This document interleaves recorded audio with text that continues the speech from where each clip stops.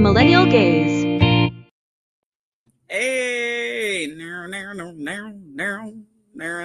recognize that song? I kind of do, but I can't put my finger on it. It's from Rhapsody in Blue. Yep. Okay. Yeah. That makes sense. Because that song is finally in public domain. So Awesome. there you Hey, go. everybody. Welcome. Sorry we were just a tad bit late today, but we are here. Welcome to the Millennial Gaze. This is Katie. Hey, you got the direction right this time. I did. I'm starting to learn. And it's your girl May Money back again for another video. So we are here to talk all things relevant today. We have let's play the blame game. Let's go ahead and do it since that's what we're doing. It's been it seems like we have a few issues here with accountability. We will first go through our South Park new episode, which was very deep. That was funny. Please be warned that there will be a few little spoilers, but it's definitely worth a watch if you haven't seen it already. Oh, yeah. And then we're going to go into a few of these APEC peoples, and then we're also going to go into the root of the problem here, and the only way it's going to be fixed. So we'll go there. And then talk a little bit Black women excellence, because you know what? Somebody got to be out here promoting the excellence of some of the most beautiful, intelligent, strong, smart, kind people that are leaders in our society in this country, or at least trying to be. And so we want to give them their flowers where flowers are due. So please be sure to like, comment, share, and subscribe to our channel. We are still very fresh, and we love and appreciate your support. So, Katie, anything before we get rolling? This week felt like a year to you? Annabelle say yes. Yeah. Like, this has been such an emotional roller coaster of news this week. Like, I can't. Yeah, I know. And you know what? I got to give my props to the people that have been doing this shit for years, because I had the feeling that this was a very tough job to do, to have to pay attention to this bullshittery like every second, because of pace that it moves and everything. And so the people that have been in this fight for way longer than we have, I give you kudos, because this shit is tough. So good on y'all, all of our lovely people. And be sure to check out the links below. They are not there yet because me and Katie had a little bit of a day that pushed us out of time. But check in post later for any of the people that we show on our channel. We like to promote, because their word and their messaging is great and it's trustworthy, and so we want to support them. Hopefully they do the same with us, but this is a team effort here. Anyway, you ready to get into it? I think just to piggyback off the stuff about the people doing the news, but it's also gotten to like a point, at least for me, where it's like, okay, I know it's a lot, but there's a part of me that like has to know what's really going on. Oh yeah, like otherwise you get slipping. With like how deep and crazy all this stuff has gotten, you can't just sit back. Yeah, no, you're right. You're absolutely right, Annabelle. I swear to God, don't you start going in my backpack. So, if you want to check on your kitty cat, let's talk about South Park. Go ahead and start that. I'm just gonna get her. Everyone was waiting to see if South Park would go there, and they did. After weeks of rumors and anticipation, South Park finally tackled Israel and Palestine. I'm asking, why did you bet yes that my mom would strike Gaza? The show also revealed the true villain of season 27 in a twist that actually caught me off guard, although it makes perfect sense given the real-world context. Matt and Trey just gave us one of the funniest episodes this season that still leaves us with a lot to chew on. So let's waste no time and break down conflict of interest. Sheila, how have you been feeling about the current situation in Gaza? What?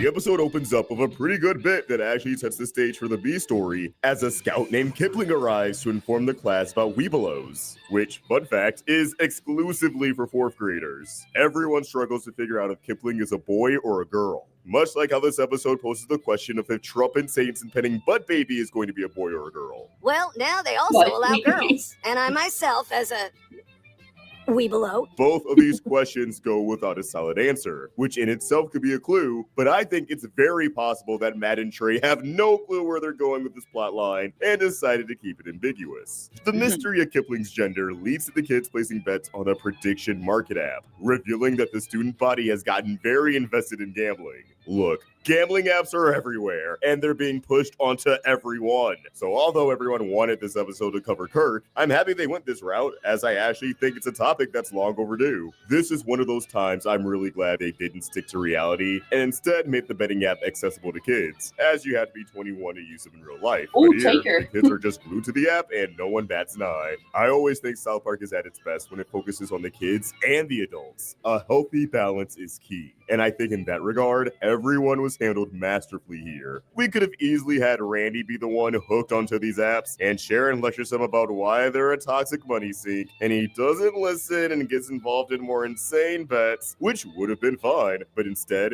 they used this setup to finally dip their toes in the very divisive Oh pool my that God. is talking about Israel's genocide in Gaza. Really, the episode is touching on the impact that Israel's atrocities have on Jews living in America, as Kyle discovers that kids are betting on whether or not his mom will destroy a Palestinian hospital, making this bet for no other reason than she's Jewish. It's a bet made at Kyle's expense simply because of his ethnicity and because of a terrible situation that he has no control over. Kyle tries to get to the bottom of this and figure out who created the bet, but the culprit is never revealed. You'd think it'd be Cartman, especially as he's in favor of stirring the pot to manipulate the outcome of the bet, but his reaction at the top of the episode feels genuine. I'm not even betting on it. It's 9 to 1 odds. Your mom won't do it. Those are terrible odds. I definitely don't think he's responsible. He's just capitalizing on Kyle's misfortune. Maybe they're leaving this open-ended for later episodes in the season, but I think it's likely that whoever made it doesn't really matter, as the effects that it has on Kyle are the same regardless. Kyle's quest brings him to Jimmy, and I honestly thought they were going to allude to Kimmel through him, given that, well, he's a comedian named Jimmy, but instead, we just got this pretty solid bit out of him. I told a joke about Gaza at a Zoom meeting yesterday, and nobody laughed. I guess it's not even remotely funny. This reveals how Matt and Trey feel about the situation and why this episode is focusing on the social ramifications of Israel's actions as opposed to commentating directly on the matter. I also don't think Matt and Trey want people to use South Park as their moral compass or vindicator. They know that what's happening is horrible, and they're trusting the viewer to recognize it too.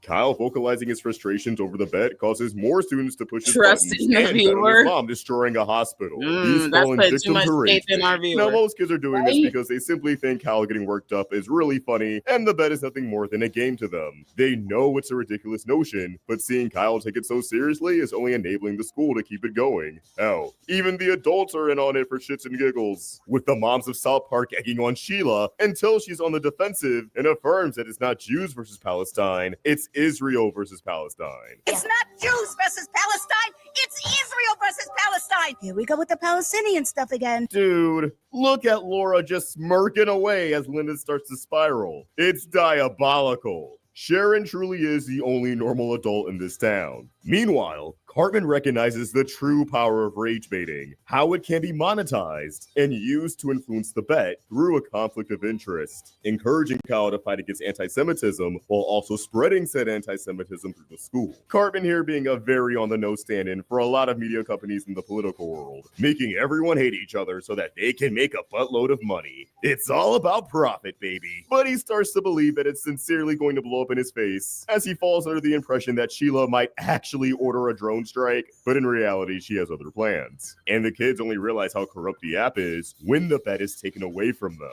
This episode also takes the piss out of Donald Trump Jr. and Brendan Carr, the latter of whom being included in this episode as a response to Jimmy Kimmel's suspension on television. Evil Brendan Jimmy. Carr is the chairman of the FCC, which has authority over media like local TV and radio stations. He replied to actor Kevin McHale, insinuating that Kimmel's suspension was a part of Project 2025's plan to control free speech. I assume that this was the reason that the episode got pushed back a week, as it originally had someone else in Carr's place, or only had Don Jr. around, and decided to add Carr in as a giant fuck you to him. As for Don Jr., Kyle tries to get the bet pulled from the app by contacting the strategic advisor, This, I think, was the introducing the funniest part eldest of the Trump episode. child, And, like, who's a his hybrid of face the show's doesn't move. 2D paper Yeah. cutouts, and the real-life photos they've been using for characters like Trump and JD. His body and most of his face is cartoony, while his hair, forehead, and teeth are live-action photos. His mouth almost never closes, and when it does, it's kind of just the top and bottom lips colliding together. It's super unsettling. The joke here, though, is that Junior is multitasking numerous jobs, and he's pretty useless at all of them. He has the power to take down the bet all along, yet jumps through so many hoops just to make it happen. This season recognizes how effective it is to put politicians in cartoony situations while putting religious figures like Jesus and Satan in mundane situations. I love how they're Watching just Jesus going, pick "Hi, up more Jesus." jobs around the school Yeah, as right. everything is getting replaced with religion is hilarious.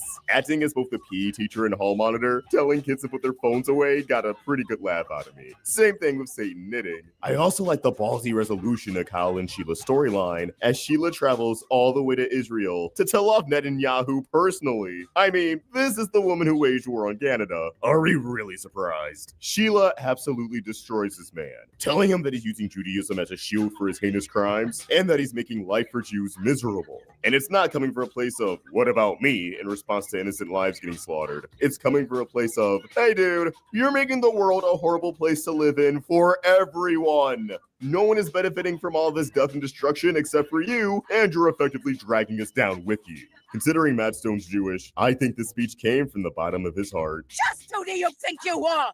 Killing thousands, then wrapping yourself in Judaism like it's some shield from criticism. But let's switch gears and talk about the big twist at the end of this episode that's found in its B story. As it turns out, Vance is plotting on Trump's downfall. He wants to be president and believes that the baby is a threat to what's owed to him. So he hits Trump with the reality that breeding a baby in this world means leaving his current lifestyle behind him. This paves the way for some full-on Looney Tune shenanigans, right down to the whimsical music, as Trump tries to get the baby killed without taking the route of an abortion, as he's well aware that he has plenty of Christian supporters who would be devastated if he killed the baby he had with the actual devil, you know, from like the Bible. But in a tragic twist of fate, all of Trump's traps for Satan evade the Prince of Darkness and instead end up hitting Brendan Carr, who's trying to talk to Trump about the betting app. Trump screaming out Carr's full name as he falls into a trap killed me every single time. No, Brendan Carr, no! No, Brendan Carr, don't do it! Better. No, fuck, Brendan Carr! All of this pretty amounts to saying Brendan Carr is a Nazi who's full of shit, as he ends up hospitalized and posed as if he's giving his heart out to the crowd.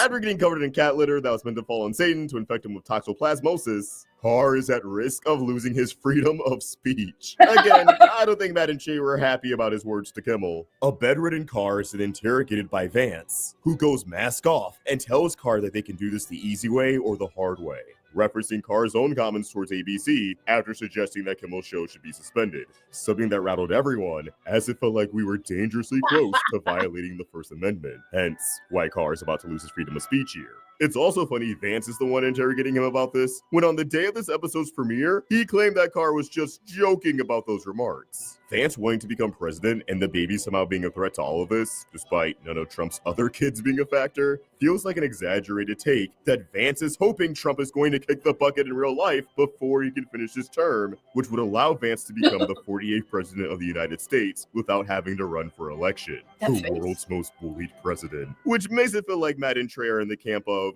holy crap, our president is old as dirt and almost certainly isn't going to make it to 2028. he had And a they're stroke. turning that prediction into one of their most unhinged overarching narratives in a while by turning the presidency into a Game of Thrones.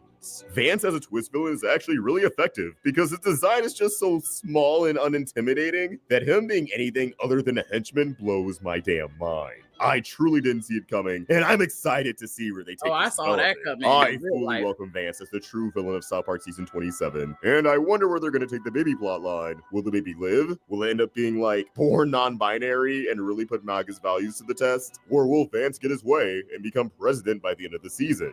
And since the end of the season is December, will the world manage to match that development in real life? Crazier things have already happened this year. But as always, these are just my thoughts, and I'd love to hear yours. How did you feel about this episode? Do you think they pivoted away from talking about Kurt, or was this always the plan? Personally, I think it was.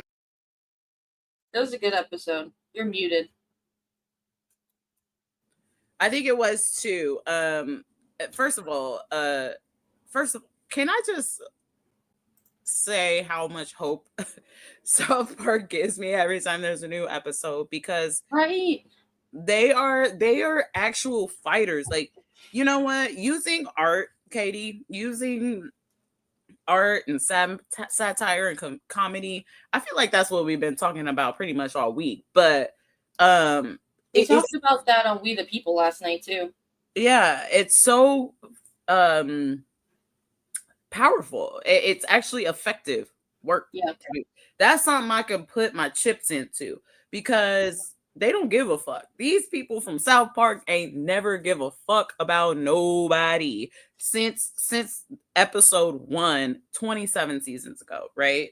And so we have, and now people that used to hate South Park for their the way that they used to be, this and that, or now we're clinging on them for life for some like real shit. You know what I mean? And so I just I gotta give my shout outs to Matt and Trey for just being like on the team, and they on whatever team they on, because I couldn't really know. I've never been able to tell, but I don't think they're on anybody's team. I think they're just here to tell the truth, and that's the team I'm on. I'm on the truth team. The thing I like about them is they're like, well, we've got a shit ton of money. Let's call all these bitches out. Exactly. Why not? What can they do to us? Exactly. In the first episode, they had the thing with Cartman and Butters where they were like trying to, unalive themselves in the electric car. Didn't work, obviously. But that was kind of like them like knowing like, hey, we might not, have another episode, but we got the billions, so we're good, type shit. And I just like their courage and love their courage and love their just their just realness. And also they seem to be reaching an audience that needs to be educated in some of this shit, and if this is how you get through to people, then by all means go for it. You feel me? Yeah. So so that's why, just so y'all know, we will be covering every new South Park episode as long as this channel lives, because I think at this point it's the only thing. Like, I'd rather watch a South Park episode. I think it's more effective than where we're going next with Hakeem Jeffries and Cory Booker and Chuck Schumer. Chuck Schumer. We don't. Oh shit. You good? I'm plugging in. Y'all see me? Yep. Okay. Yeah, my computer almost died there. Sorry. Let's just get into it. Like, comment, share, subscribe. Chucky Schumer, he is yet again sort of capitulating up front, caving up front to Trump. As you all know, there's this shutdown debate going on right now. And so Chuck Schumer was asked about that by Dana Bash on CNN. And let's just say this isn't very confidence-inspiring. Take a look. You and your fellow Democrats are pushing to add healthcare subsidies to the funding bill. You're under a lot of pressure, I don't need to tell you, from the base of your party to fight Republicans on something, even if it means, in this case, shutting down the government. Is that what's going to happen? Look, it's the Republicans shutting down the government. First, these issues are very important to the American people. Healthcare was decimated. People are losing their healthcare. Hospitals are closing. People are losing their jobs. It's outrageous, and the American people can't stand it. But what we are asking very simply is what has always been done in these kinds of budget negotiations, a bipartisan negotiation. The Republican bill is a totally partisan bill with zero input from Democrats, and that's not how to get things done. We had two bills on the floor Friday. Both failed, the Democratic bill and the Republican bill. And that's because there has been no negotiation with the Republicans. There always used to be. When I was majority leader, for 4 years, we didn't have a shutdown because we sat down with Republicans. So Hakeem Jeffries and I have now demanded to sit down with Donald Trump because that's the only way to avoid a Trump shutdown. The Republican leadership is listening to Trump and not talking to us. The president has said he'd love to meet with you. Is it going to happen?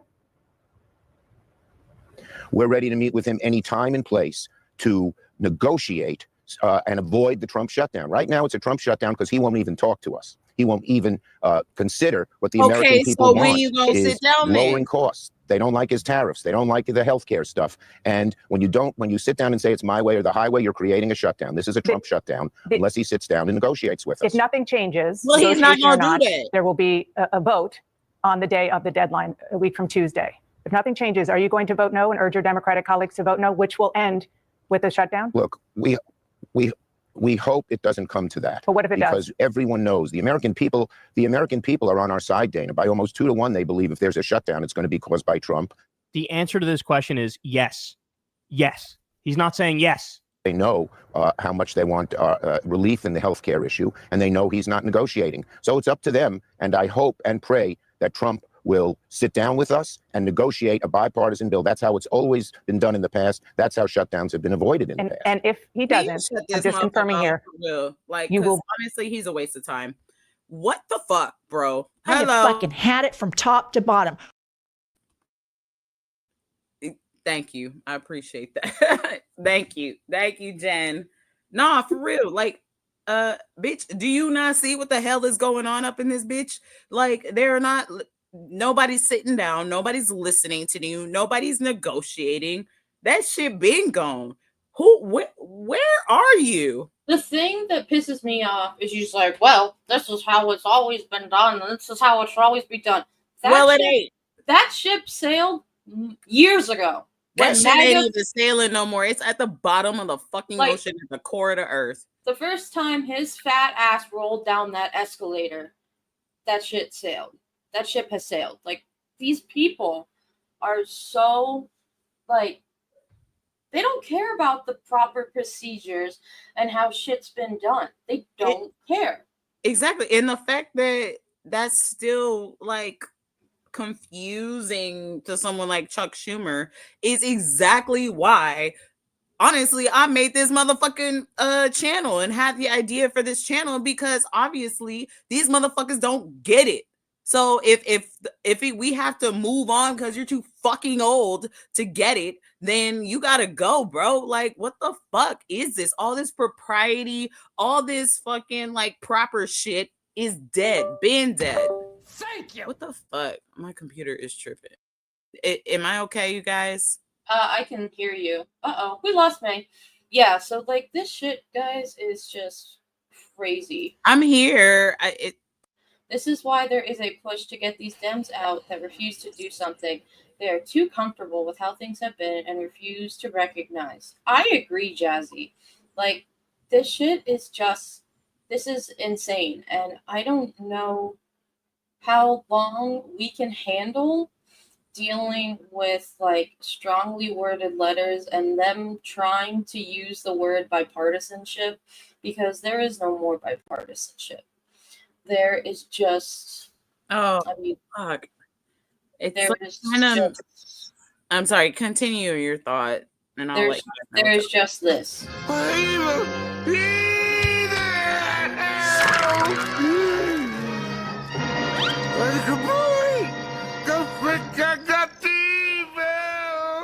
All I said was there's evil afoot.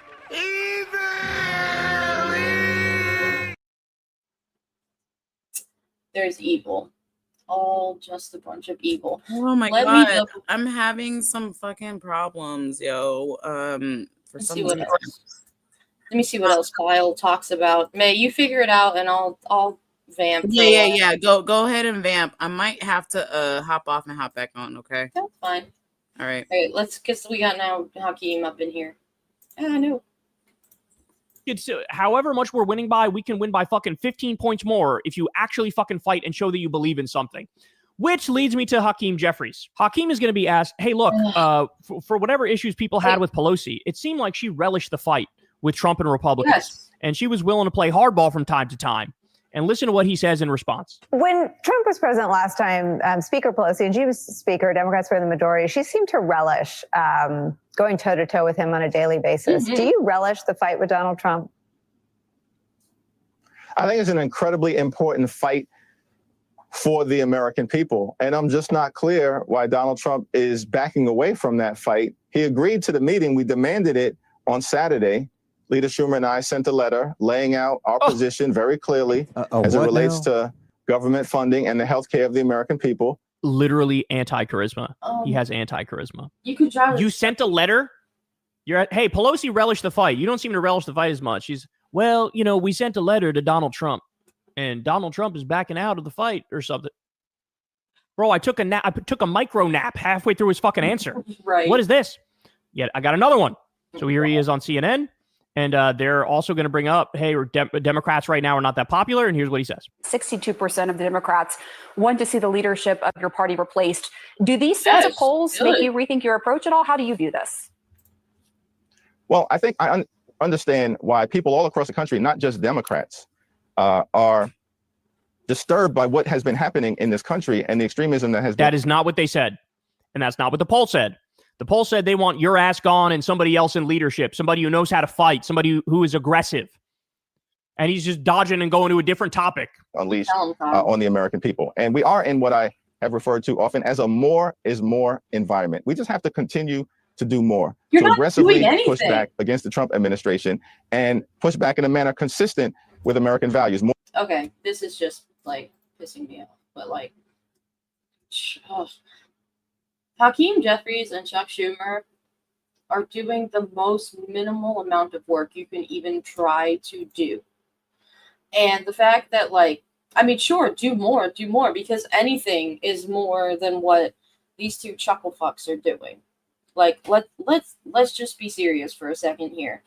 I mean, Kyle mentioned Nancy Pelosi, and yeah, do you guys remember when, I forget when it was, where she literally stood up there and like ripped some piece of paper up behind Trump, and like she did not clap for him or Pence, and she flat out was like, I ain't doing shit for you, buddy. Nancy Pelosi had more balls than either of these two combined.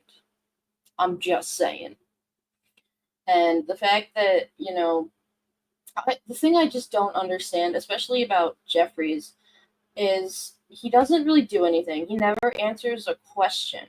But if you ever listen to some of his like constituents, like Robert Garcia or Jasmine Crockett or AOC, and they bring up the fact of, oh, well, so what do you think about Hakeem as a leader? And I've heard a bunch of them be like, oh, don't talk badly about our leader. He's great. It's like, what does he do behind the scenes that's so great?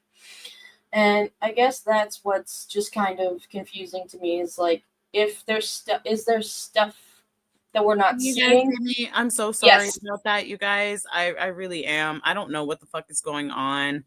I really hope I don't have a computer problem because I won't be able to fix it. I don't have no money for that. Yeah, Jazzy, I agree with you. He does have like this smirk. That he never answers. Like, he never answers about Mamdani. And we're going to talk about this in like another episode, like all the interviews that Kamala's doing and stuff. But the one thing I was kind of like, about was when she was asked about Mamdani. She did say, like, he's the Democratic candidate. We're going to support him. But so at least that's more of an answer than what he says. Because every time with him, it's like, oh, we'll have a meeting. We'll do this. We'll do that. It's like, no, just yes or no. Right. Stop doing all of this, like, swerving and all of the trying to. I love the word swerve, by the way. That's one of my favorites. But nah, for real. One thing about Jeffries, and I don't know where you guys were, but and I do apologize. But it's just like these people are not meeting the moment. They don't want to. It's very clear. If they are not on your team, if they have shown not to be able to have your back, your 12, your 1, your 9, or whatever, then don't trust them. I don't trust people like this because, like, I mean, they're just getting smarmy and smarmier and worse now with this type behavior. Like, hello, we are straight up in a fucking fascist regime right now, and y'all are over here like still acting like it's 1982 before both me and Katie were born. Like everything's all good and normal evil doing. You know what I mean? No, this is like straight up Nazi America, World War III, genocide in Gaza shit. Okay. So Jazzy brings up a good point here. Yeah. So much catty behavior in the Democratic Party, more than catty behavior against the Republicans. And it's true. And also, the other thing that pisses me off personally, I'm sorry, but a lot of these Republican people are in DC, they're not smart. I mean, look at Marjorie Taylor Greene, look at Nancy Mace. We'll get there, Katie, in this episode because that has a lot to do with it, right? Because yes, like the Democratic Party is way more multicultural, but also the Democratic Party is there's a lot of smart people in there. There's lawyers, there's doctors, there's educators. It's not like this is their only job, and then as soon as they leave, they go home and plan QAnon conspiracy theories. Mm-hmm. But the people on the right, because they're all just these white people that never had to work for anything, they see all the people on the Democratic side that are like, oh, well, they only got this because of DEI, and they only got this because of that. No, but because you said something very important, Katie, and I need to write that shit down so I don't forget it. But actually, let me just say it. Like, okay, let me just say this, and this is not a tangent. It's actually very clearly just backing up what you just said. Mm-hmm. White people, I'm sorry, Katie, but have never had, I was thinking about this today because we're going to talk about Black excellence. And I was thinking about this today. White people have never had to be excellent. You know why Black people are smarter and more educated and all of this stuff is because we had to get out of the situation that we were put in. But when you're just handed everything, when you just like are able, like being mediocre is okay. Being uneducated straight up gives you a pass into everything that you need. You don't have to be educated. It's like, oh, if everything's handed to me, why do I need to learn how to read?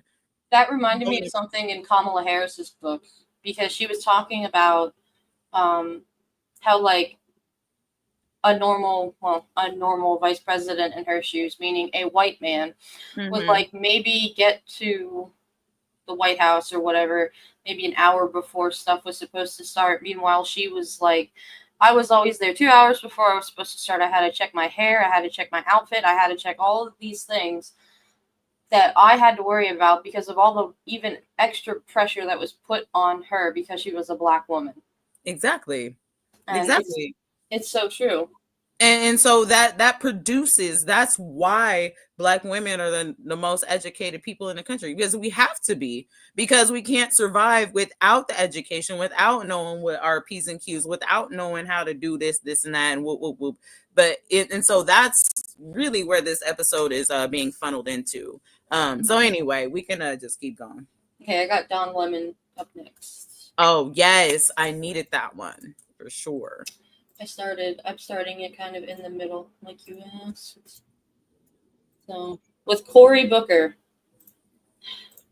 That you can, we can take this up in November or December, they say, get this done. But the problem is that open enrollment is what, isn't it on November 1st or something? Open enrollment is literally weeks away. 75%, some people will see 75% increase in their tax. Yes, they're talking about Medicare and arbiter Medicaid. that I've looked at said millions and millions of Americans will choose not to, they won't be able to afford it, so they'll fall off of having health insurance. But let me just tell you something about this. We can do it in November or December. Remember, we're operating already off of a 6-month extension. The last time, that's what they said. Yeah. Give us a 6 month and then we'll fix it. I think it might be something in there. Okay, we'll do it. But isn't like that like something. Donald Trump's in 2 weeks? It might be some Everything is in 2 weeks. Yes. I was listening to Molly Jong-Fast. I don't know if you know Molly Jong-Fast. And Molly Jong-Fast said that you guys should be asking for subpoena power rather than tax credits, because if you got subpoena power, then you could question everything. It gives you more leverage. You can question, Tom Holman or Epstein or whatever and have some leverage with getting what you want passed. Right. Do you agree with that? I agree. Subpoena power would be a profoundly effective tool to have. We need to get to a negotiating table. I understand there's a lot of opinions about what we should be negotiating for, but when you have a president and a speaker of the House saying we're not even going to sit down with you, then there's nothing we can do. They're running this economy or they're running this budget off of a cliff. Get up and walk out now. There's nothing you can do. I've seen this happen before, but this time, for some reason, it seems a little more dire than before, under Bush or Obama or Trump or Biden. All the Washington watchers are saying the same thing. I feel the same way.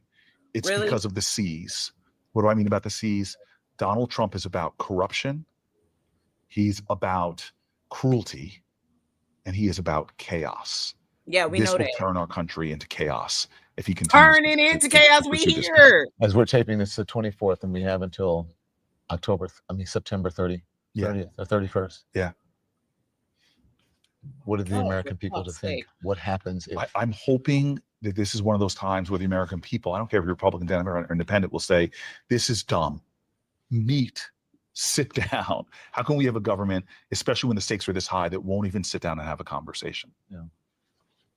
Thank you, my friend. Thank you, Senator. Good to see you. Good to see you. Get this motherfucker off my screen before I fucking blow a gasket.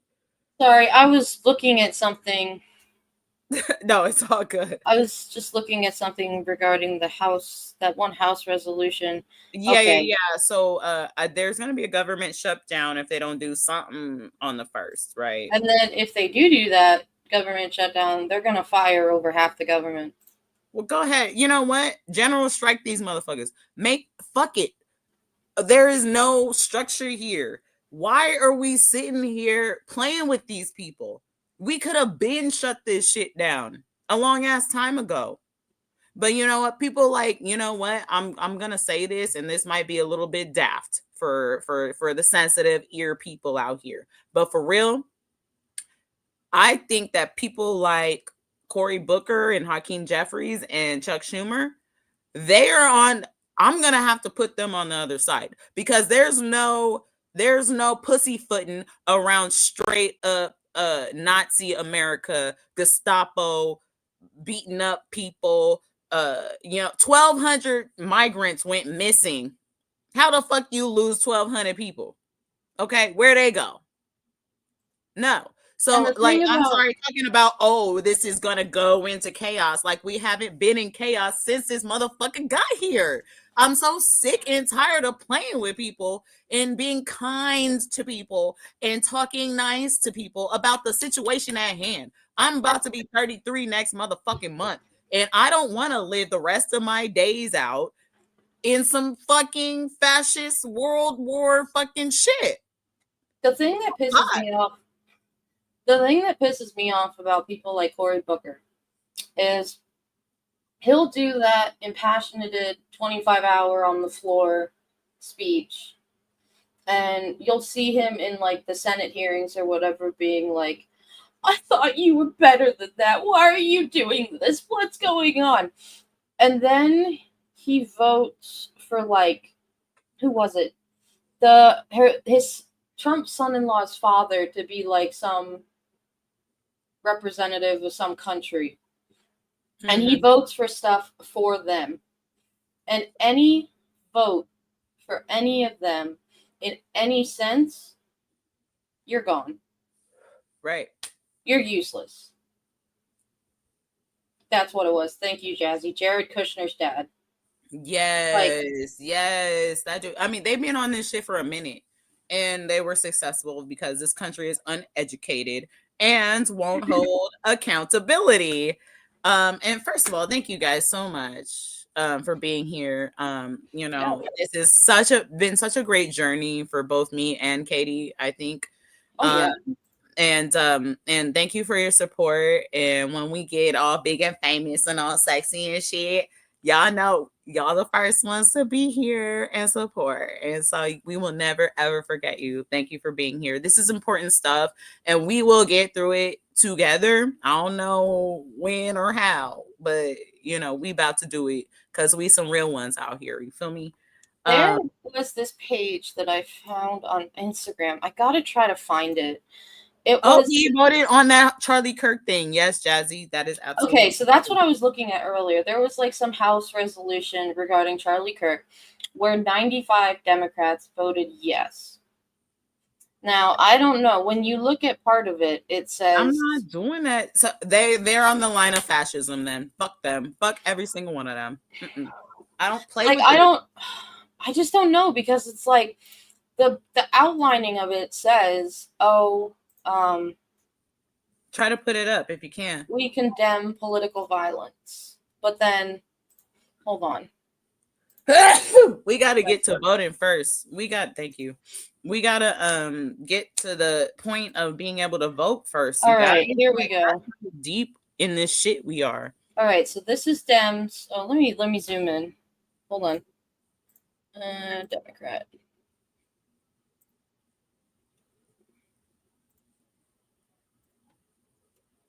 There we go. Let me zoom in a second.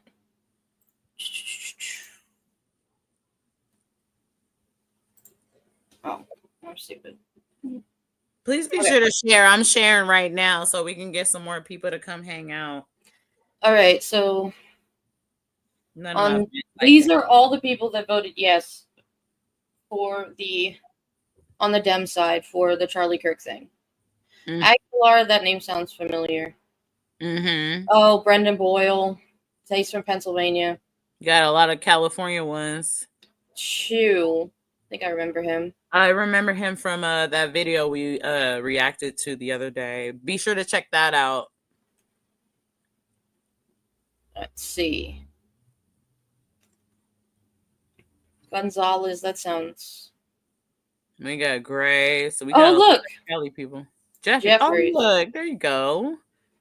Since New York is the center of the world, like put him on. I did not see Booker on there. I will say that. Yeah. Really, Lou? Okay. I don't get like McGovern. Really, like he's one of the ones. Jim McGovern, like, is always speaking on the floor. Like I don't understand that.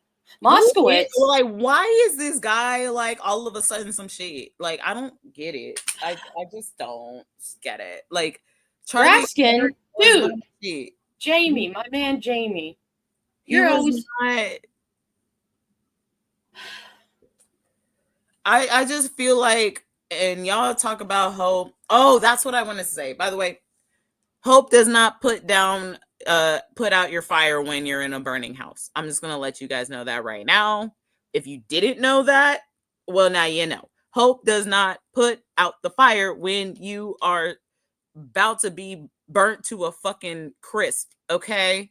And that's what we're doing. We are literally burning right now, and we're over here hoping that some shit's about to happen. And this is what is going on.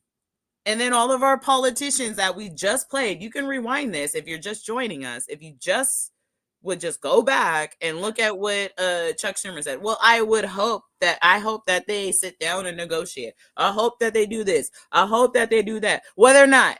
And so what if they don't do it? Okay. You ain't got no answers after that. This here is what the House resolution says. Great so work. One, if you say yes to this, one, it condemns the assassination and all forms of political violence. Okay.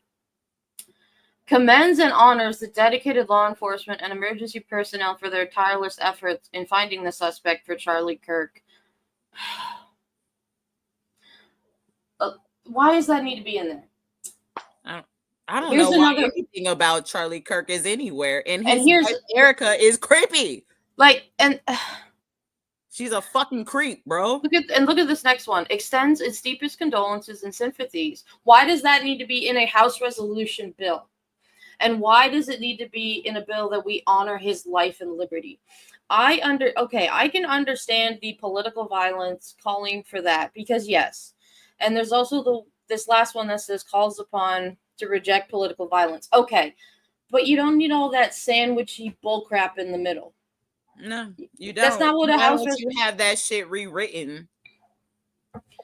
So Aren't you allowed to do that? Like, I just don't get it. Amendments, maybe. I don't know. But anyway, that was thank No, you. And before you pass the bill, I'm pretty sure you're supposed to be able to like send it back and be like, no, you got to take that out. No, we don't want that. But that is if it doesn't pass, and this passed. Okay, so it has to go up to the Senate, and then they can send it back. Well, it bounces back and forth between the House and the Senate if Right. there isn't a majority. You know what? Honestly, doesn't even matter what the fuck they pass and don't pass. It don't even fucking matter anymore. Because at the end of this, like, all this shit's gonna be dismantled and have to be reversed and all of this because it's all illegal and everybody's gonna have to be held accountable. There's gonna be a whole bunch of fucking work to even get us out of this shit, man. It's gonna be a whole mission. And guess what? People like me, you and Jazzy and you know, people that have to survive this stuff will have to live the rest of our lives fucking getting out of this bullshit. And that's not fair. That's not fair. That's why we demand fucking reparations up in this bitch. I'm gonna need a fucking check after this is all said and done. For real. Because these people got us all fucked up. And I advocate for that. I'm just exactly, Dalloops. Exactly. And I don't think that people realize that we are never ever going back to what we had. No, there's no matter what happens in the end of all this, we're never going back. Mm-hmm. And we can't. We're literally are not able to go back. If there is anything that we have learned though from this week with Jimmy Kimmel is that pressure does work. Mm-hmm. That's why I think we need that general strike to we need to start planning something like that where everybody know just to not do shit for like a week, just completely just dry these people out. You know what I mean? Yeah. And the people that want to be on our side, they can go ahead and donate. How about that? All you billionaires with all these companies that don't want to get fucked up, then go ahead and donate to the general strike and make sure that you take care of the people that you care about. Or go ahead and get dried out. One or the other. All right. Are we ready for accountability? Please be sure to like, comment, share, and subscribe. And be a part of our little floundering community. Me and Katie are over here and you know, with not much of anything but a lot of everything to give to you, and we care so much about y'all because we want to make sure that y'all are informed and we are informed and we know where to reach each other in case of emergency, because these are dangerous times. And yes, we need you as much as you guys need us. So anywho, all right, let's hear from our friend Lucas. Let's go to our friend Lucas. Oh my goodness. So I'm just going to do a recap for everyone, just so that we're all on the same page, okay? Just follow along with me and see if we can establish a pattern. We had a white male recently, if not today or yesterday, pop 2 migrants, okay? Before then, we had a white male at a white college in a predominantly white state pop a white male, Charlie Kirk, okay? Before that, we had at the same day, we had a white male do a school pop. Before that, we had a white male pop three officers. That's correct. Pop 3 officers. Before that, there was a white male that threatened an HBCU. I think that's what we have so far. So if you guys have an IQ above room temperature and you're following the pattern that I just showed to you, we all know what the problem is. You ready? We're going to say it all at the same time. All right? You ready? The problem is black people. That's correct. That's right. That's right. Oh, wait.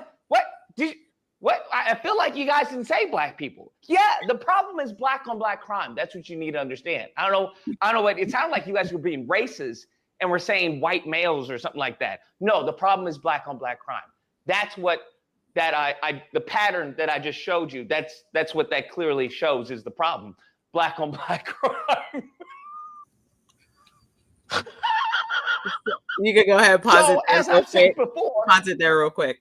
So I was watching this video in the middle of the night. First of all, we've been having hella earthquakes out here. I don't know if y'all know that, but we've been having earthquake after earthquake after fucking earthquake. This about number 6 that we had in the middle of the night. So woke me up, and so I just went on YouTube, started watching shit, and it was so hard not to laugh, like because I had a boyfriend next to me, and I was like.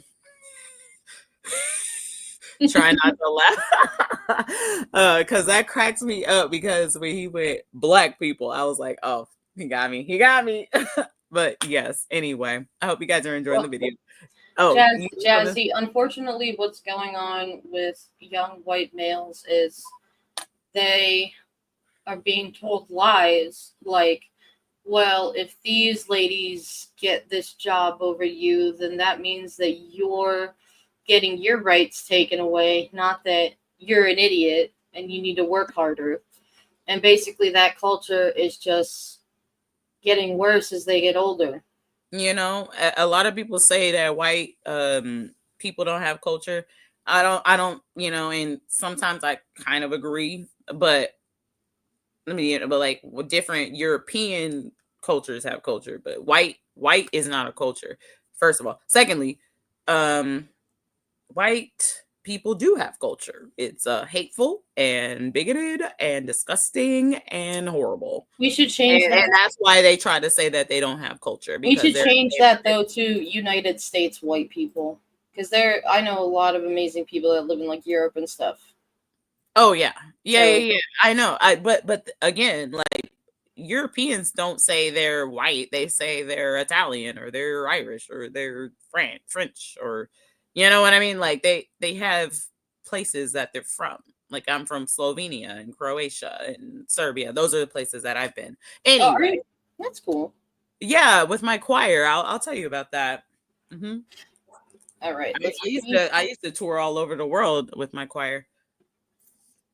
One of the traits of the lineage of evil is to take no accountability, none whatsoever, because there is a clear problem that we need to be addressing, and they want to blame black people. They want to antagonize black people. They want to blame everyone, but who's at fault? They want to get trans, they want to get illegals, they want to get black people. That's what seems to be going on. And you had a group of white youth, MAGAs, with their MAGA hats and everything, who had a bright idea.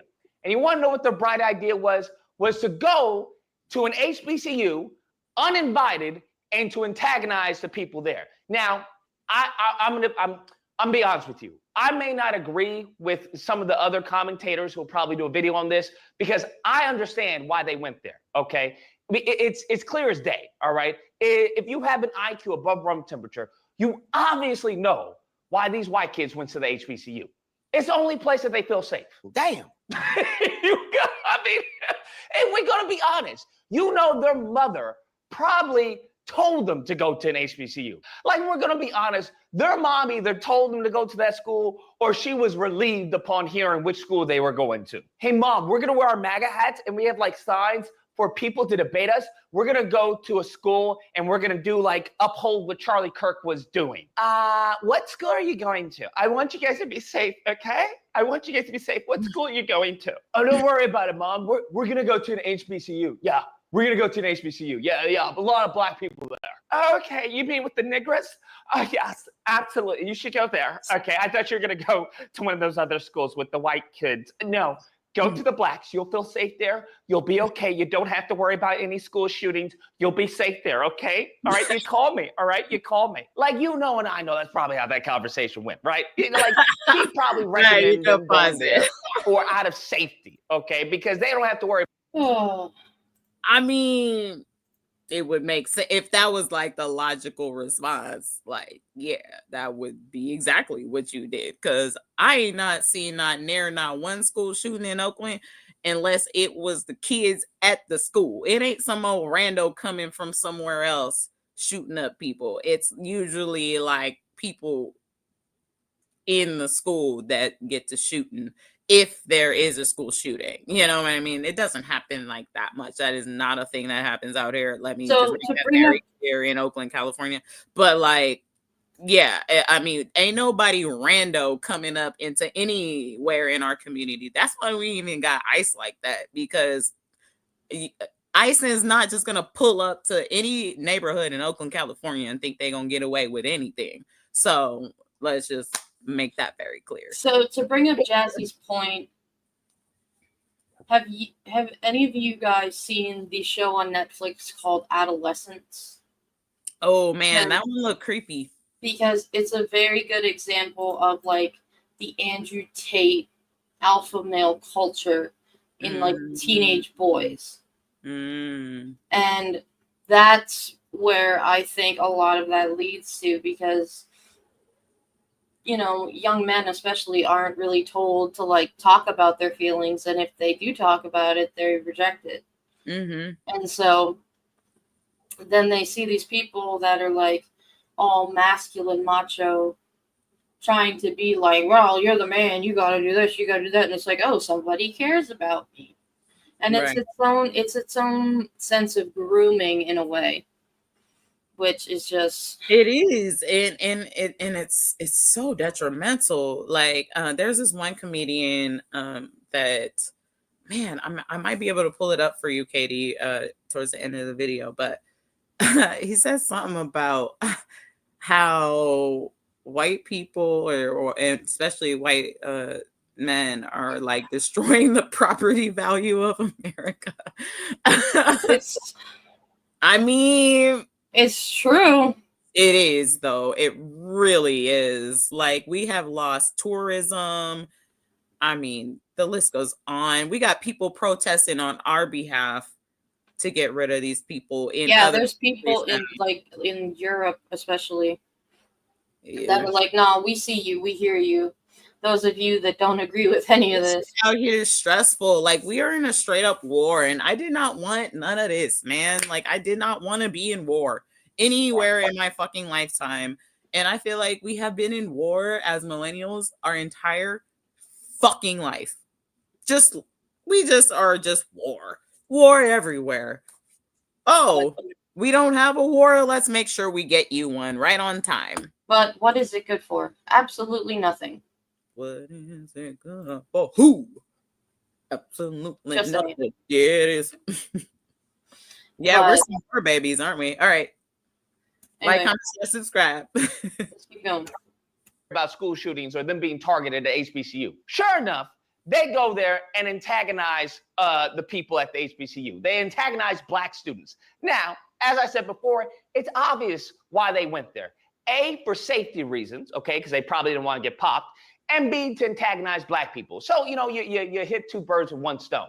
And sure enough, that's exactly what happened. Now, y'all know the playbook, right? Y'all know the game plan. You throw stones and then say, what? I didn't do anything. Why are you guys attacking me? And then the white tears and all. Y'all know the playbook. And that's exactly what happened, right? They go there uninvited, no permits, unannounced, because once again, this is the slave master mindset. What I tell y'all to read Post-Traumatic Slave Syndrome, and Dr. DeGroy talks about post-traumatic slave master syndrome. Now, the slave master doesn't need permission from the Negroes. The slave master doesn't need permission from the slave. Slave master can do anything they want.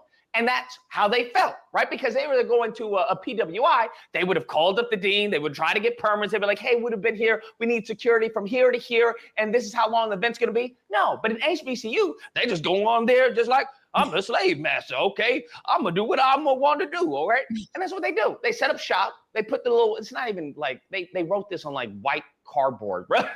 What?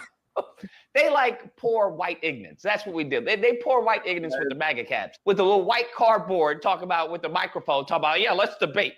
And, you know, guess what happens? They get kicked off. they get kicked off. And I want people to understand, let this be a lesson to all you white ignorants out there. Please do not go around and start antagonizing black people for your, as far as, I don't know, your shortcomings. What you need to be going to is, you know, other white institutions. That's what you need to be going to. What you need to be going to is your white local government. You need to be going to your white representatives in government, in Congress, in the Senate. That's what you need to be going to. And asking them, hey, how do we help these white males You know, stop this rage of violence. Well, how do we address this problem? Maybe we need to give them all, you know, women upon them being born or upon them, you know, hitting a certain age, like little Timmy is given a girlfriend by the government. Something, bruh, right? Because I mean, there seems to be a commonality between all of them. Is that What they're in the incels. Black So I'm like, Mirror am I if the seeing? government, and I'd be all for it, okay? I'd be all for it. If the government were to like clone women and give little Timmy a girlfriend upon his, I don't know, 10th or 12th or 16th birthday, because they starting young, bro. They like we saw the person who popped Charlie Kirk.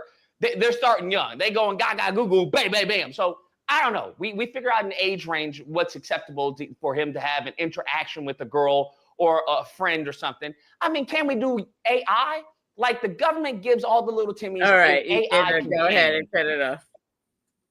Have we there's one more point that he makes in this video somewhere along those lines, but let's we're getting there. I hope upon watching this you guys know where we're going here. The key word of today we will reveal later as we go through this show, but I hope maybe y'all can maybe guess it before we tell you what it is, you know. Oh, I have the next video up.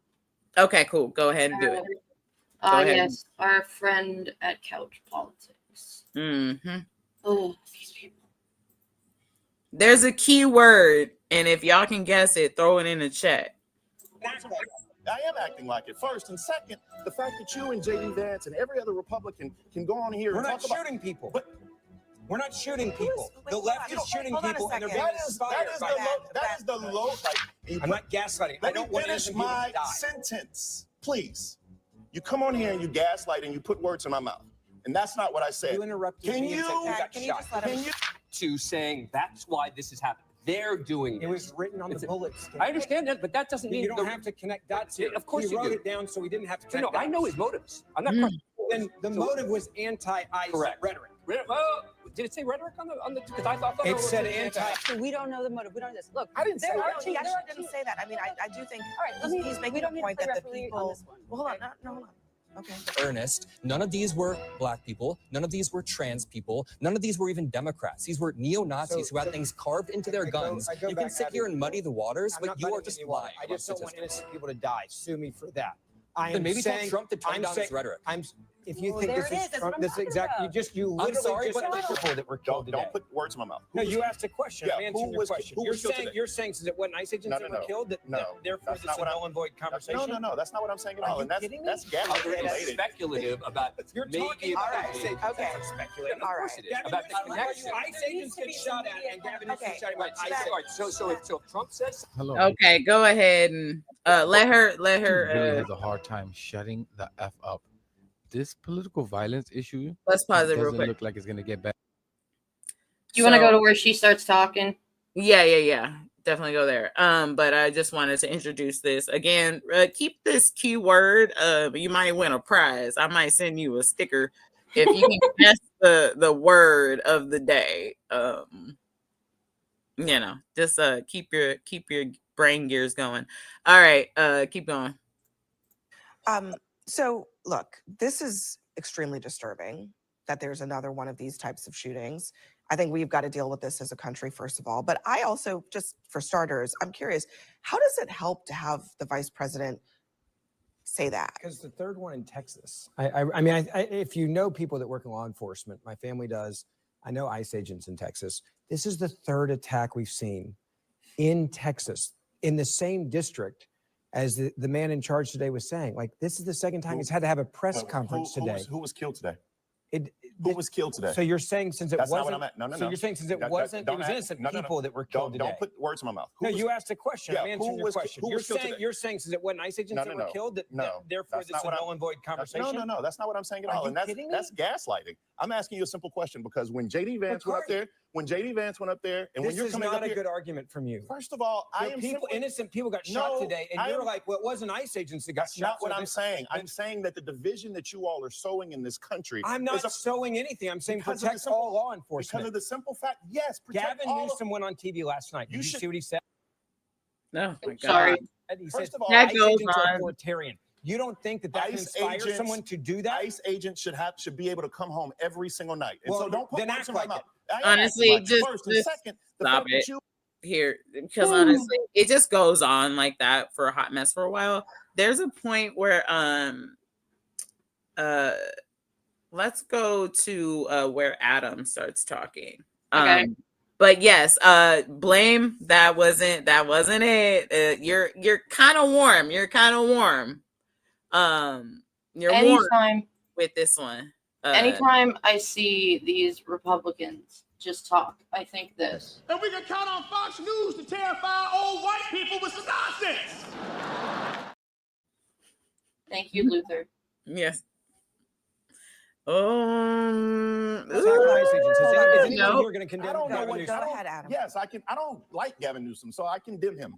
You know, every time one of these tragic shootings, every time one of these tragic shootings happens, everybody's at each other's throats about which side did it, but we're missing a broader pattern in America. This was another young white dude who's in his 20s. We have seen this pattern accelerating over the past decade. The same day Charlie Kirk was shot, the same exact time, there was a neo-Nazi who shot up a school in Colorado. We can look at the acceleration of the radicalization of young men through a few frameworks. There's the COVID pandemic, which had people isolated, had a bubble around themselves, and a lot of young men failed to pull that bubble down and got sucked down these algorithms. I've seen it happen to my close friends. They get sucked down these algorithms.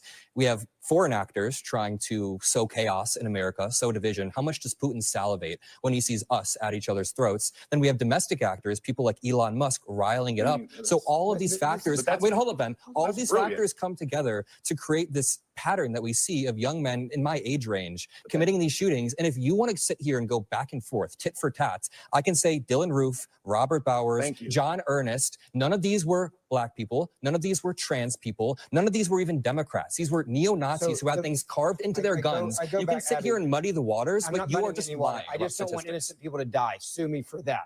I Then am maybe tell saying, Trump to tone I'm down saying, his rhetoric. If you think this is Trump, this is exactly, you literally sorry, just but the your political entire argument. So Abby, let me go back to the Can I point make was something making. that Hold on, might be a let me little at more least say this. controversial than that? Hold on a second. Sure, go ahead. This is the part. This is the thing, is Adam is trying to get to it, is why, how, right? I make this analogy all the time. Right? I like you him. don't just, I want to get him when on a the pipe show. bursts, you don't just clean up the water If he'll or come mop hang up out the with water us and talk. and dry you the know? area. You find out why the pipe burst in the first place, and that's what he's trying to get to here. This kind of rhetoric, ever since Trump came down those effing escalators, He showed the it. normalization of this cruelty, this hate. Like, some people are going to respond to that. Condemn, isn't it? And that Think a doesn't mean little I'm bit okay with it, closer but to it's this just the person. only, I don't know what else to tell you. There's crazy people out there that will take matters onto their own hands. Yeah, this is just like these people. I mean, it's tiring. It's exhausting, right? Because doesn't it just feel like a whole ass dummy mission? It does. All right. I'm loving the words that are coming up, but yeah, think a little bit closer to your first guts, Dally-oops. The word is closer to that first one, but yeah, that's all I can give you. I think that maybe our next segment might give you another clue, though. So keep watching. Please be sure to like, comment, share, subscribe. Katie, you ready? Yep. We appreciate y'all being here. Oh, I loved this mic drop at the end. Did you get her mic drop, Katie?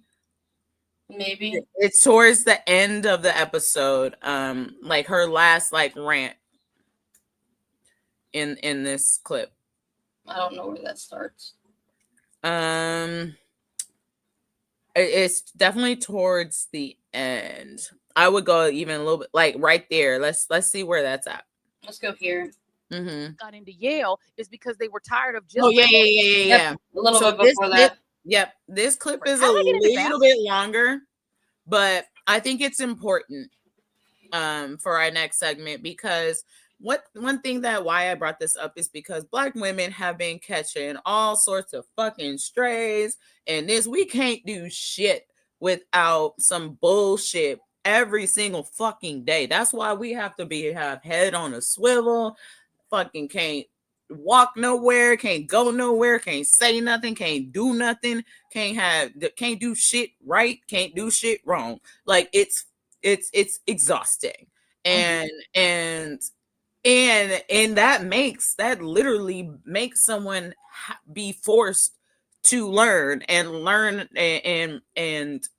like make progress. And that's why Black women are so fucking smart. That's why we the smartest ones in this entire fucking country, because we were forced to be so. Learn from Black women and learn how to live like you ain't got shit, because you don't. And everything that you do, to even when you do have shit, is taken away from you just from some dumbass who is like subpar. So anyway, let's just go ahead. But this is really important, and like, comment, share, subscribe. But also, that means that I did better on the SATs than 96% of the white people who took the SATs the same year I did. So actually, it wind can't it back just a little bit. Grades, ranking your class. I would go like right there, actually. That I had the balls to apply in the first. A little bit more. I know where you're going with this. It's a little bit long. We might And have Michelle to pause it Obama. a few The times, reason but that comment resonates so much with white conservatives is it confirms for them the belief in their minds that the only reason that the four of us were able to get into Ivy League schools is the color of our skin, that the colleges looked at nothing other than our race, that they saw we checked off Black and female and let us in because that is the way that they were going to do their quota to get enough Blacks in, which is illogical for a few reasons. Reason number one, there are about 1,200 slots, let's say, in the Ivy League sort of freshman classes, and probably like 10,000 people applying. A lot of those people are Black. How did they actually get down to the ones that they picked? If they were just going on race, and let's say there were 1,200 spots and 5,000 Black people applied, did they pick us at random? Did they just grab any one of us? So they had to have thought of something else. So that's number one. It can't just be race, right? They had to have at least vetted us a little more than that. Number two, to even be willing and have the balls to apply to Harvard, you probably have to have a certain GPA. Mine happened to be 4.2 on a 4.0 scale. So that meant that I had the balls to apply in the first place because I was super performing at my high school. So it can't just be Black. Okay, let's say, okay, well, yes, so what? There were this many people that had a 4.2 that were also Black, and y'all only got in. What about the white people who had a 4.2? Okay, let's say it was just that. We also had to submit our SAT scores, right? We had to submit our SAT scores. I scored in the 96th percentile on the SATs, meaning that I did better on the SATs than 96% of the people who took the SATs the same year, including the white people. So that means that I did better on the SATs than 96% of the white people who took the SATs the same year I did. So it can't just be grades, rank in your class, race, and the SATs. They had to find some other way to get through that 5,000 or some more Blacks and get down to me, right? Because then here's the next piece of this. I didn't just get into Harvard. And let's say I got into Harvard just because I was Black. Okay, let's go ahead and give them that. How did I get into Yale? Okay. Harvard and Yale, I fooled them, my Black self. I fooled them with the Blackness. I was Black, and they said, just come on in, Harvard and Yale. How did I get into Brown? How did I get into University of Denver? How did I get into Vassar? I got into all the schools I applied to, all of them, except for Stanford, who put me on the wait list. If I was literally just getting into colleges because affirmative action only looked at my race, that's a hell of a feat to do when there were thousands of people that had similar credentials. I had to have had a lot more than race to get into Harvard. And I promise you, as smart as I know my ass is, Ketanji Brown is smarter Smartest person I've ever met in my life. When you smart, I'm smart. That lady is smart on a level I've never seen before. And her 3 roommates were even smarter. These girls were so smart that we were shocked that we'd ever met anybody that intelligent. And Amy Coney Barrett, on the other hand, is a Supreme Court justice just like Ketanji, even though her qualifications are minuscule compared to Ketanji's. Maybe that's the affirmative action we've been getting. White people who are essentially mediocre in scale compared to a black person getting the spot because they wanted a conservative. Maybe the way that J.D. Vance got into Yale is because they were tired of just letting in white men from New York, from Choate, from all the elite schools, and they wanted an Appalachian white. That's how that man got into Yale, I promise you. Same thing with Ron DeSantis from a small town in Florida. They wanted to just get out of the New York, D.C. matrix, Massachusetts matrix, and let somebody into Harvard and Yale who came from a different place. He came from Florida. Baby, that's also affirmative action and DEI. So before y'all start going crazy about DEI just meaning they let black people in just on the basis of being black, think a little more critically. And think about the fact that it's also disabled people, military veterans, people who come from Appalachia, white folks who come from Alaska and different places that they don't normally come from, indigenous people, Latinos, Asians. And the last thing I'll say about this, for all of y'all people on Fox that are going to clip this because y'all mad about affirmative action, because yes, I embrace affirmative action because I belonged at Harvard and I was smarter than all the legacies I went to school with, who only were there because they were rich and their parents had a name on one of the buildings. And they didn't go to class and I did. So I'm just going to let y'all know that we see affirmative action as these schools searching for people they wouldn't have ordinarily found without deliberately looking for us. They would have just let the same mediocre white men from rich families in. But instead, they let me in. And because of that, you now have the ability to attack me, right wingers. You have the ability to know who I am when I don't know who most of y'all are. But you know me because affirmative action brought me your way. Tell the Lord, thank you. Be grateful for all that God has given you. God knows what God is doing. She a smart, smart lady. She's probably black.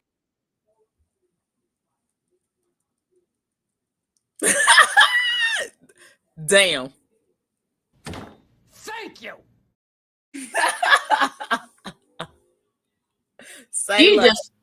She just went. It's just like, whoo, just let her cook. Oh, I'm here for every single piece of this fricassee. You feel me? Oh, this is warming. Oh, that was like a warm hug. Not for real. Like, how much more do we need to say? Like, I know I am like not anywhere close to as brilliant as these people that I love. Like Jasmine Crockett, oh my God, I love Joy Reid. I mean, Don Lemon. I mean, these black people are people to look up to for someone, a little black girl from Oakland like me, man. I love these people so much. I wish I could even just even touch the greatness of these people. Kamala Harris we were born in the same fucking hospital. Of course I look up to her. She's from fucking Oakland. Kamala Harris is from motherfucking Oakland. And she a fucking Libra. You feel me? Like, shit, man. I wanna be great like that, man. One day. Maybe. I don't know. All right. We got one more video for y'all. We got one more video. Let's go. But that is just so inspiring. I love Joy Reid so much. I think she's just absolutely phenomenal. And everybody got her fucked up. So that's all I gotta say about that. Okay, come on. There we go. A vile, disgusting individual. First time he was there, he attacked numerous journalists, specifically female journalists, even more specific, black female journalists. It was April Ryan. It was Jamel Hill. It was Yamiche Elsindor. It was Rachel Scott. Well, the other day in the Oval Office, when reporters were asking various questions, Ebony McMorris from American Urban Radio Network posed a question to Donald Trump regarding the National Guard in Memphis. And this happened. And we're going to be going in quiet. You're really obnoxious. I'm not obnoxious, but I'm trying to ask you, what about your plans for really Memphis? Obnoxious. I'm not obnoxious, but I am asking, what are your plans for Memphis? Many people want I'm not going to talk to you until I call on you. What are your plans for Memphis? Who else? Yeah, go ahead. Yeah, I just want to settle this free speech question because you've said that you restored free speech in America. Yeah. Is that free speech including for people who are harshly critical of you, for your political opponents, for people who say things you don't like. I've become immune to it. Unfairly. I've become immune to it. There's never been a person that's had more unfair publicity than me, and that's why your network paid me $15 million or $16 million, I believe, to be exact, George Slopadopoulos, and that's why CBS paid me a lot of money too. And that's why I sued the New York Times 2 days ago for a lot of money. Because I'm winning. I mean, I'm winning. He's more than racist. He's just. I mean, really? Like, what the fuck, bro? Like, I can't. I can't. Yeah. How? What the fuck? Did he not see anything during Obama's presidency? Like, oh, it's the most attractive. No, I think he saw everything during Obama's presidency. That's why we're here, because he was so hateful and so jealous about how great Obama was and how fucking lackluster and how just negative great he is. He's the opposite of great. He's like literally, honestly, Satan looks better at this point. At least Satan likes rock and roll. Okay? Fuck. There is one. We do have one more video, but it's a fun one. Okay, we got one more. And forgive the blurriness because we don't want to get like sued. Oh yeah. No, good idea. From one very special friend. Moments after we taped our show last night, the Mad Red Hatter wrote, "I can't believe ABC Fake News gave Jimmy Kimmel his job back."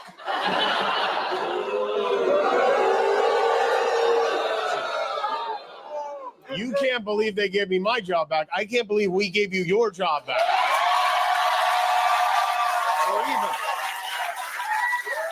And there's more. The White House was told by ABC that his show was canceled. No, they weren't. Something happened between then and now because his audience is gone and his talent was never there. That I can't argue with. Shut the up. The freedom of speech is only for me.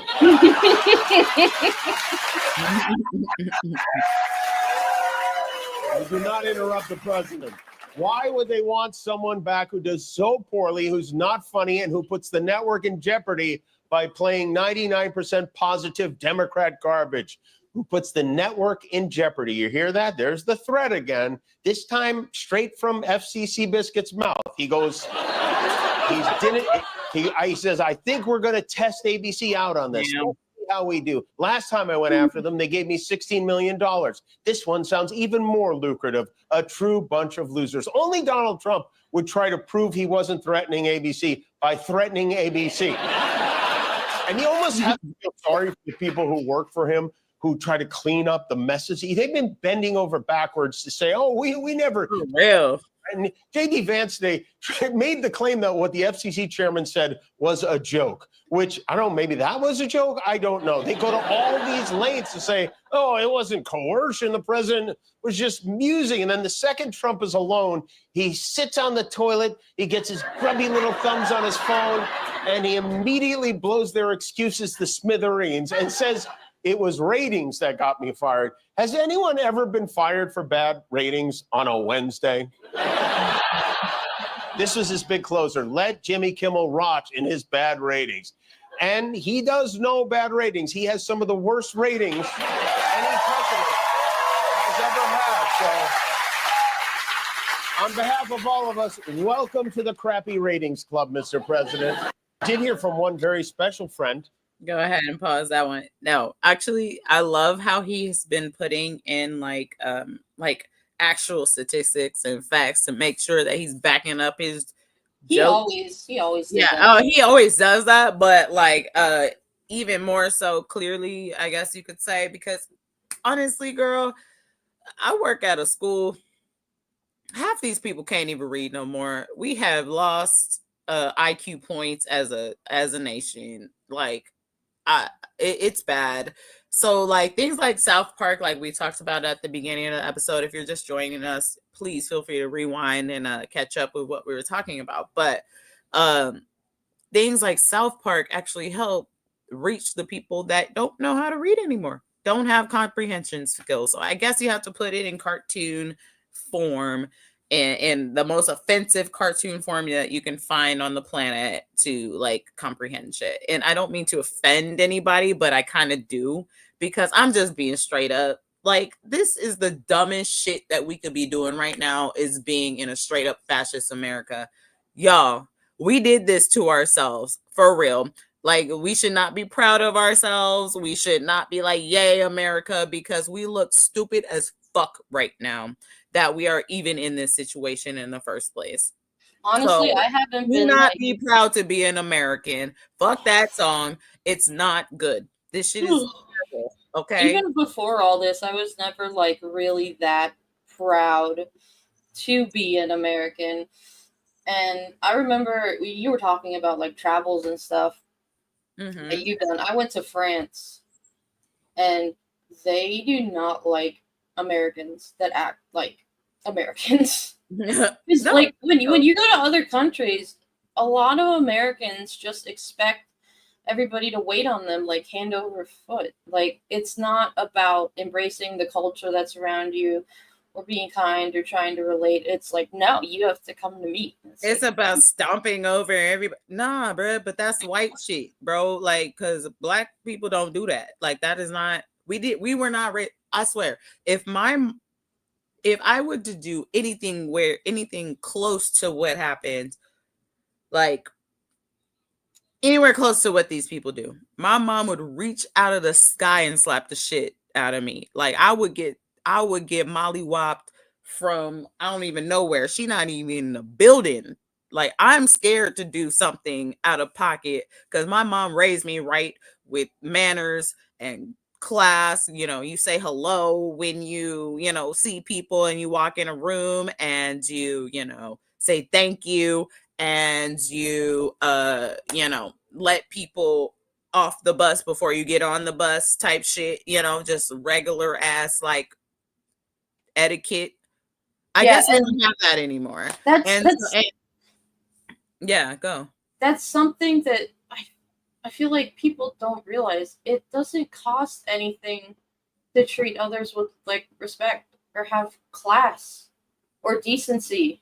No, not at all. And it's ironic that the people that have the least amount of like empathy and decency are the ones who are the richest.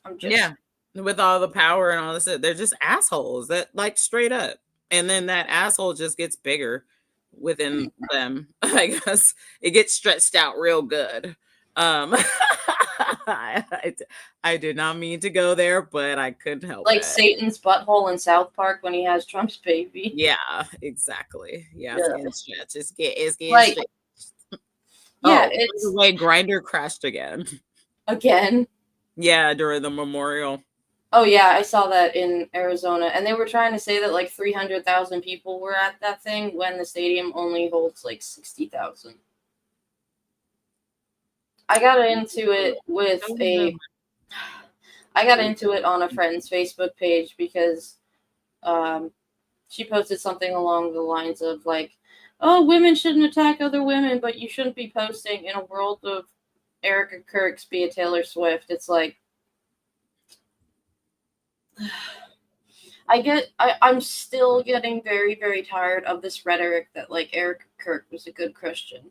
And I just got really pissed off, and I commented. I would like to hear what Jenna thinks about that. I'm sure she has a lot to say about that. Actually, there's a lot of interesting things about her that have come up with her and her relationship with Connell and all that. So we might have to inquire a little bit more about who this bitch was, because I had no idea who she was until the other day when she started calling people evildoers and shit. Like, what the fuck? Anyway, but I just wanted to land on this last part here, is that for the love of God, please start listening to Black women. Like, for real, because we were right. We've been right this entire fucking time.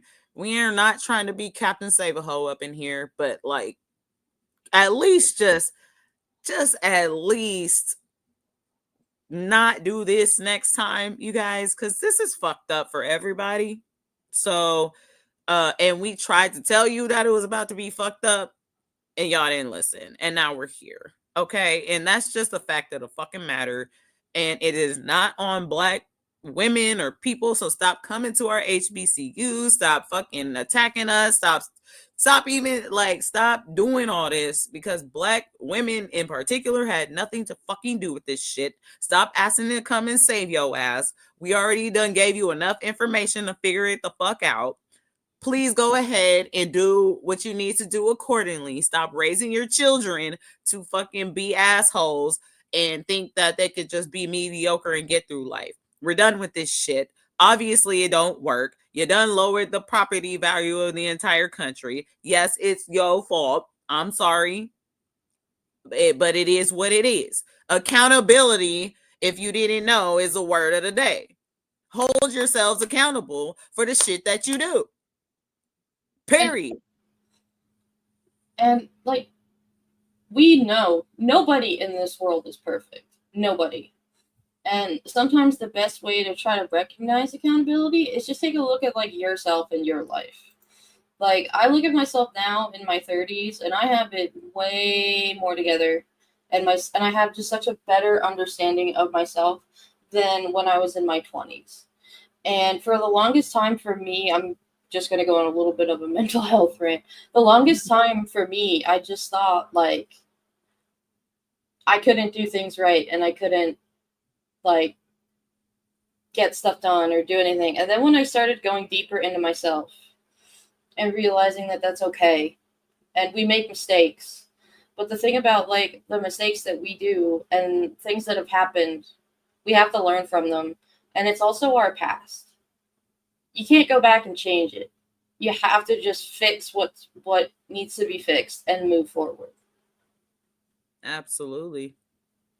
And yeah, fixing it. Like there's no, and that's why I think like, and I do want to talk about the Kamala Harris interview a little bit more deeply, a little bit more into Joy Reid. So we actually decided to take that into a whole nother episode with y'all. But like the accountability issue and the damn it, I almost had it. It was right on the nose and I lost it, Katie. And then I started talking. Yeah, no, but I was ping-ponging off of you. Just keep going, because I feel like it's gonna come back to me if you just keep saying what you were saying. Well, and I think that's just the issue that's the biggest issue I have with a lot of these people that are like MAGA and Christian evangelicalists that are like, oh, it's like they make these fake martyrs and they make these like fake gods out of people. And I find it ironic, especially that like people who are either now like lapsed from religion or atheists in general are the ones that are like, did y'all even read this Bible you love to talk about so much? No, they didn't. Like, and it's just the problem with you and with your word of the day, like accountability. People need to take accountability, and they don't. And now we're in a lawlessness like society where people aren't even held accountability. People don't even go to jail anymore. We don't even have rights that really protect that very thing of like, okay, well, I didn't do that, so I shouldn't be held. I shouldn't bear the consequences of something that I didn't do. But now a lot of people are, just getting heamed up for, being a different color skin. So like there's no accountability. If there were accountability for white men, first of all, let's make sure that we're very clear. And there's a lot of white women too that need to be held accountable as well. But it's the how do I put this without sounding so terrible? Because it's all just so terrible. I really am having a hard time articulating this. Also, let's not forget there's 1,200 people missing.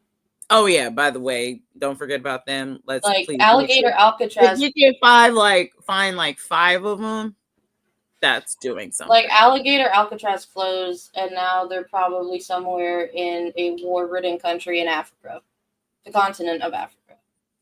Because that just gave me like a chill. That's just so evil. I just hate that. I hate that so much. I guess what it is.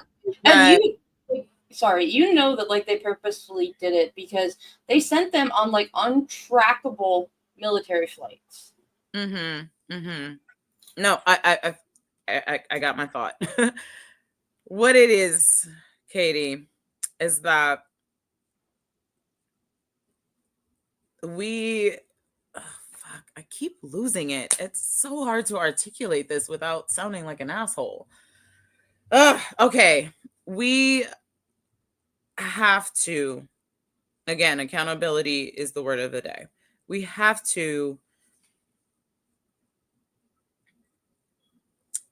well, I guess it's not we. I can't say we. It really is a white people thing. This is not going to change with anybody. Me, black woman, has no power over this. I'm just gonna keep it a bean. If we're gonna get the fuck out of this situation, and this is as simple as I could put it, it's up to y'all. We need white people, like the good ones. That I don't like to say it like that because that sounds rude, but like the ones that aren't Nazis. Can y'all like help? Like, because this is and this is where I have to be straight up. Like, a lot of allies that are white say like, well, it's not me and it's not my people. But you know someone that does that. You know someone like that. What is my black ass gonna do when you know your homie or someone that you don't even fuck with, you know, but you don't like them or whatever, comes over and goes to a HBCU and sets up a fucking tent and just tries to terrorize people? Like, why aren't you saying something about that? Like, why aren't you being like, hey bro, that shit ain't cool? Like, just because you know, I know that they're violent and shit, but that's not, we didn't raise them, so what the fuck are we supposed to do? Like, they're equally as terrifying to us as they are to you. So like, handle that. Stop raising your people to be that way. Like, I don't know how more clear I can get, but it's like, that is white culture at this point. And y'all gotta claim that shit because it's detrimental to you and everybody the fuck else. Period. And I hate to say it like that, but this shit is getting fucking scary, bro. We on some Nazi fucking shit right now. And so white people, please, for the love of God, get your shit together. So Dallioops made a good point, and that's why I left her comment up. It's unfortunate that the lack of accountability traces back to the founding of the nation.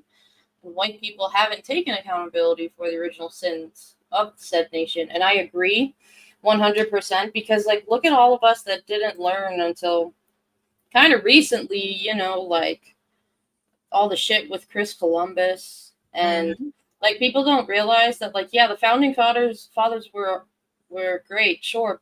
No, they weren't. They owned slaves. Like, Ben Franklin, wasn't he like passing around chlamydia or some shit to a bunch of people? And like, Probably. it was, and no, like, they were pretty dirty and nasty and disgusting. yeah, we have to stop, as I say, Disneyfying everything, because this shit is not all like sunshine and roses. And one of the things that pisses me off now that is I'm seeing like Trump is going into all the Smithsonian museums and taking out like the tough stuff. How can we learn from our history if you're trying to erase it? We won't. That's the point. That's what they're trying to do. And I'm gonna need y'all to start learning from your own. This ain't our history. Well, it is our history, but it's like we cannot. We're repeating it again. We're literally are. 2 people just got lynched like last week. Not even talking about it. This shit is getting regular schmegular again. We're repeating it. Literally, 12,000 people are missing right now that were in a concentration camp. And we're over here sitting around kikiing, talking about APAC and, oh, we're gonna sit on a negotiating table. Write a strongly worded letter. Like, what? And y'all want us to trust you and think that you on the team when you can't even look at the shit. And that's why I'm so glad, in a weird way, I'm glad that Madam MVP Kamala didn't get the job, because this country was not ready for it. We can't build on top of a shit burnt down foundation. We need to handle this problem. I don't want to go back to the regular schmegular racist regular white shit. I want, once we get through this, everybody gets equal rights. Black people get reparations. We put our shit back in the museum. We get health care for all, maybe even some 4-day weekends, because people need a fucking break from all this bullshit. Okay? Man, maternity leave, fucking $1,000 check every fucking week, bitch. Like one day I want MAGA to be treated like how the Nazis in Germany are treated. Yeah. With a side eye. Well, more than that, but yeah. I need you to tattoo your fucking "Make America Great Again" shit right on your forehead. So like in who the fuck you are. And by the way, if you are a treasonous traitor, one of these ICE members, y'all going to jail. I will make it my life mission. If you make me live through this shit, once this is all said and done, I will make sure that all of you motherfuckers are going to jail for treason against the United States of America. Let me see if I can keep talking. Let me get see my if whole law degree just for that shit. Keep chatting. I want to see if I can find this video. Yeah, right. When you were talking about engraving MAGAs. Mm-hmm. Oh yeah. Please be sure to like, comment, share, subscribe, and follow our lovely content. Y'all need to inspire me to write more, because I feel like I have not been writing as much as I want to. So I want to add to our Substack. I'm gonna write something. It's called Matt and Trey. I'm gonna write like a South Park little kind of fun article, and then I want to write some things about Oakland, and just like let y'all get to know a little bit more about me. I'm an excellent writer. I've been working on a novel. I put a lot of my writing to the side, so I would like to get more into that. And so, all right, I'm just gonna warn y'all. I'll try to skip some of the graphic part. I don't. But there's there's some bitches and some hoes up in here. It's gonna get Yep. There's some blood. It's gonna get graphic. Just a FYI. But I'm trying to flag it so we don't get This is what I think of when you talked about that. If you've ever seen this movie.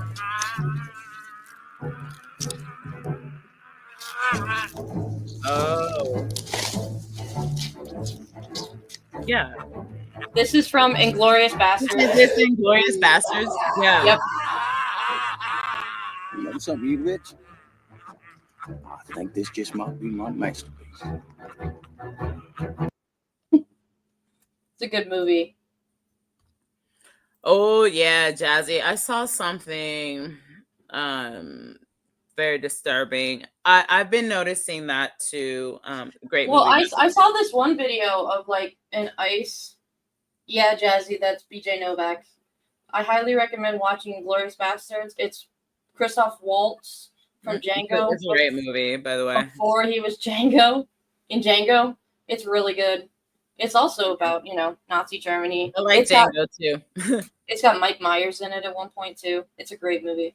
Oh, it's hella funny. It's funny. It's funny, but it's also educational. Yeah, it's clever. It's clever. It's good. So if you want to watch a Nazi movie that's not like Schindler's List, I recommend watching Inglourious. You know one Nazi movie that I do like? Which I one? don't know if y'all seen this. I think it's called like A Beautiful Life or Life is Beautiful. Yes, Life is Beautiful. It's called. I know which one. I think I know which one you're talking about. And like the dad like makes it a joke for his kid the entire time while they're getting like and going into the internment camp and stuff, and then he becomes like he volunteers to translate for the Germans, and he translates like all this like fun stuff to make sure that his kid feels safe. It's like really sad but also really funny at the same time. Life is Beautiful. It's a really, really good kind of timepiece movie if you guys haven't seen it. Another good one that's very, very sad is Boy in the Striped Pajamas. The book it's yeah, it breaks your heart. I also like the book Night if you want to read some Holocaust stuff by Eli Wiesel. It's a short read too. No, I'm thinking about a movie. Oh, Jojo Rabbit with Scarlett Johansson. That's Mhm. also a really good movie to watch. But anyway, we've been Oh, on for a we while. over here going into some literature. You know, us music and art and nerds over here. Anyway, but I just wanted to say, first of all, thank you so much for being here. Secondly, you know, it is hard right now to be a Black, you know, woman in America right now. It is actually like pretty much impossible. So, you know, I appreciate y'all just being here, the little 4 viewers that we have. Please be sure to like, comment, share, subscribe.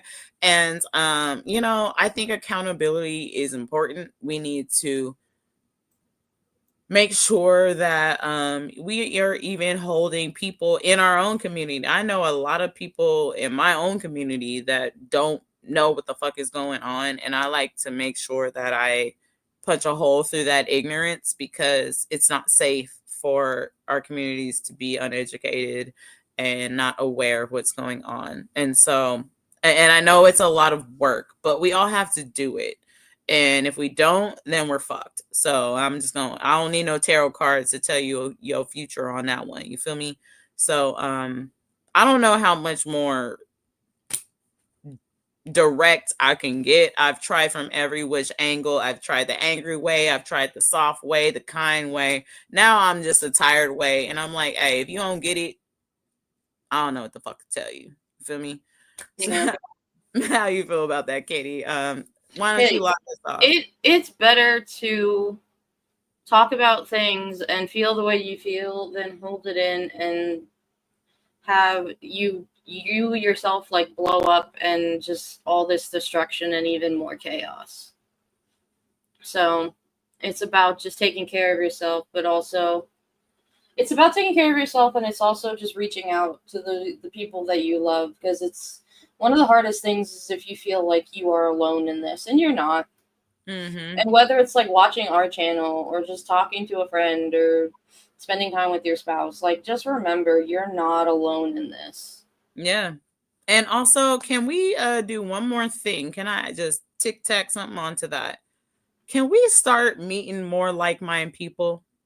Can we start reaching out to people that we don't know that may have the same ideas than you? Can we start adventuring out and finding more people like-minded? I think that's very important. We need to stop being like, this introverted shit ain't cool no more, bro. Like, that shit did not work. Okay, we have figured that out. We need to start building more community, start reaching out, start being brave, start, you know, just saying hello and smiling at people. And you never know like what avenues can open up. Like Katie reached out to me, and now look, like months ago, and now look where we are. You know what I Look, mean? my thing is look into like the No Kings protest that's happening on the 18th. Look into like Indivisible or 5051. Look into stuff like that, because there are people out there. We might not all be like super alike, but we are more alike than we are different. Yeah. And that is a very cliche statement at this point, but you know, but it's true, and that's why it has become a cliche, because it is. You know, this shit ain't rocket science, you guys. Being human is not that hard. You know, don't be an asshole. Pretty much in and all of the story. If you need help, get some. You know what I mean? Wipe your ass, take a shower, brush your teeth. You know, maybe get a pet. Sometimes it helps. Learn how to read and write. That's great too. Don't be racist. You know, there you go. Just wrote a whole ass poem right there. Anyway. I need to write more. Anyway, y'all, thanks so much for being here. We love you so much. Yep, thanks for the reminder. We got you. We got you. I'll make sure to remind you every week. Accountability. Make sure you are holding yourself accountable, even if you did something minuscule or small. Make sure you say and apologize and hold yourself accountable for the mistake you made, because you only grow out of it. It is okay to make mistakes, but it is not okay to hold yourself accountable for the mistakes that you make. All right, bye. Bye, guys. Peace out.